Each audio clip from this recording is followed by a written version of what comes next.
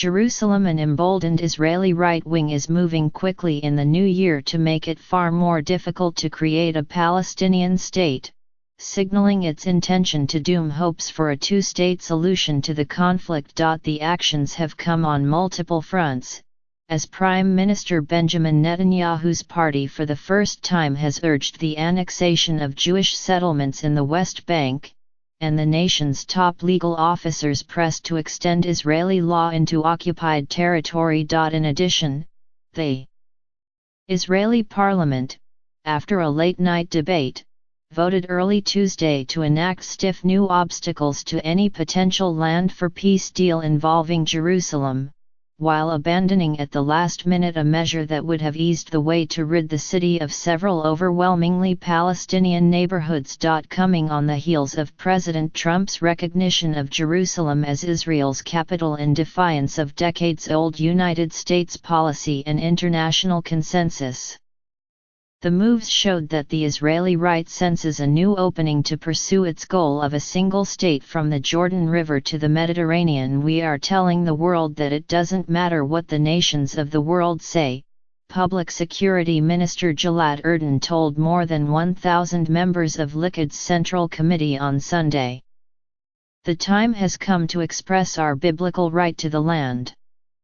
But Palestinians and Israeli supporters of a two-state solution said the moves revealed the true colors of the country's ascendant right wing. "We hope that this vote serves as a reminder for the international community that the Israeli government, with the full support of the U.S. administration, is not interested in a just and lasting peace," Mahmoud Abbas, president of the Palestinian Authority, said Monday, adding that he would respond by revisiting the authorities' existing agreements with Israel.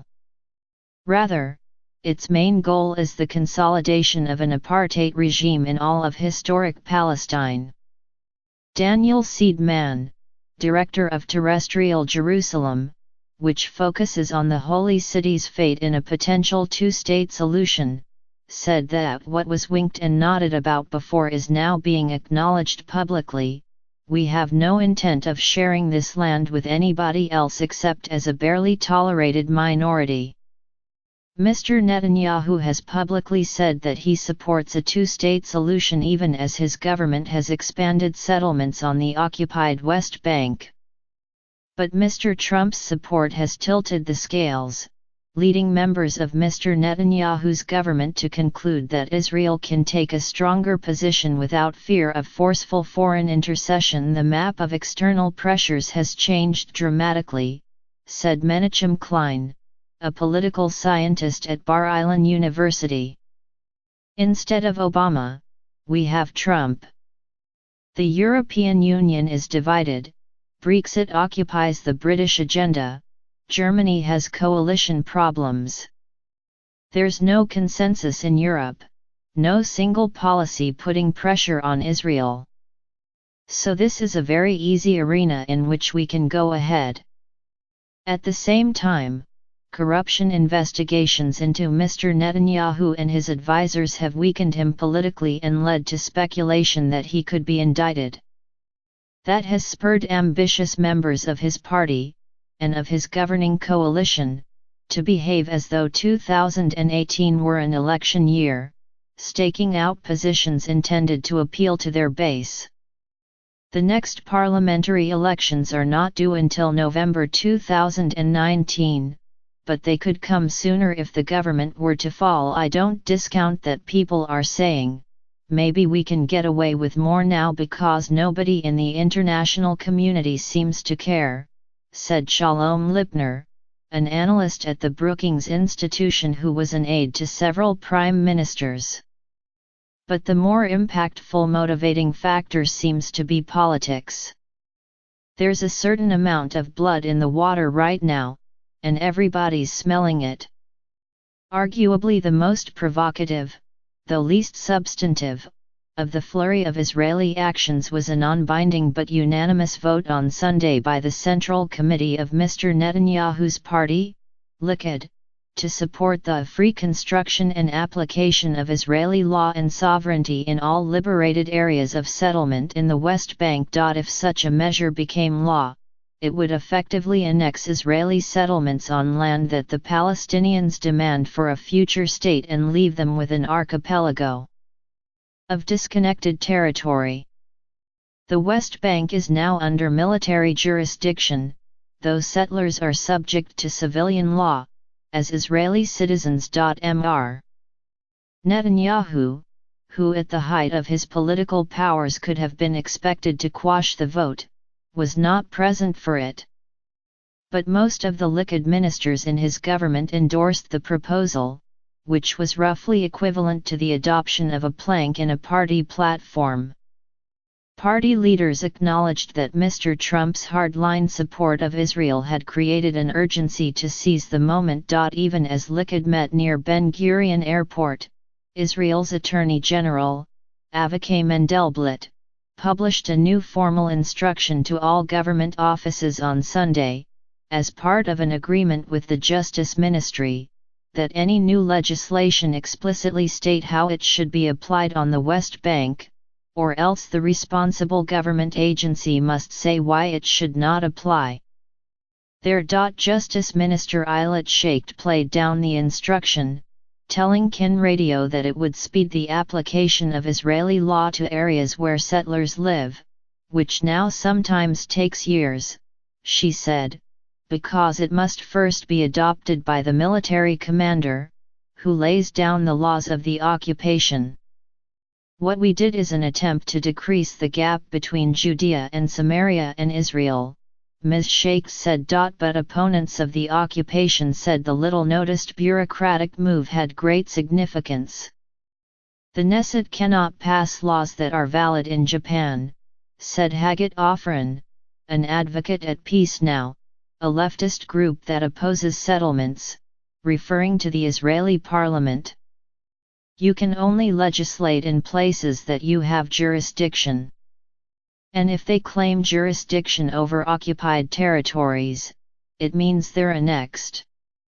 Mr. Seidman, of Terrestrial Jerusalem, said that measures applying Israeli law to Israelis living in the occupied territories would formally set up a democratic system for Israelis while leaving Palestinians subject to military rule that narrows the comfort zone between Israel and the A-word rather dramatically, he said, referring to apartheid. If Mr. Trump's recognition of Jerusalem as the capital of Israel spurred efforts to entrench the country's West Bank settlements, the parliament's approval of a bill early Tuesday will make it far more difficult to cede parts of the Holy City to the Palestinians, who want East Jerusalem as the capital of a future state. The bill that was debated, an amendment to the Basic Law on Jerusalem, the closest thing in Israel to a constitutional amendment, contained two elements that supporters of a two-state solution called pernicious. Point 1, which passed around 3 a.m. after hours of protests by the opposition, raises the legislative bar to ceding any part of Jerusalem to a foreign entity. Until now, a peace deal that gave up any part of the city could have been ratified either with a supermajority in parliament, or with a simple majority in a national referendum. Under the new law, it may be ratified only with a supermajority, or 80 of 120 votes. This is the current right-wing ideological majority shackling the future, Mr. Seidman said.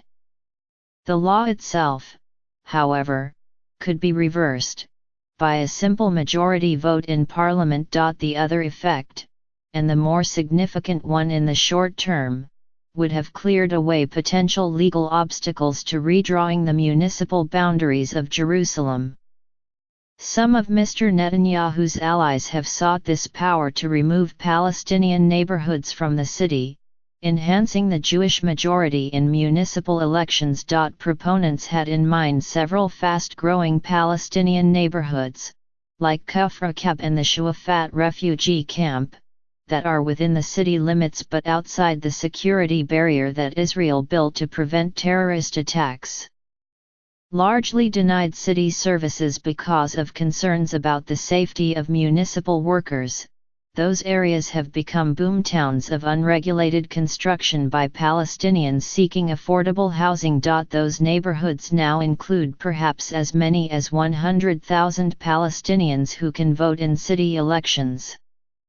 A chief sponsor of the bill, Zeev Elkin, the Minister of Jerusalem Affairs, told the Jerusalem Post recently, "We are facing a ticking demographic time bomb in those neighborhoods. What it actually means is the establishment of the first Bantustans of Israel," said Ms. Ofran of Peace Now. Like in South Africa, they said, they have their own townships, they run independently, run their own services, while having actually zero resources to do that. We have Jerusalem, a poor city but with huge capacities, a huge budget, the national government's help, and now you're telling us that if you throw them away, they can do by themselves. It's a lie, she added. It's doing exactly what they had in the apartheid regime.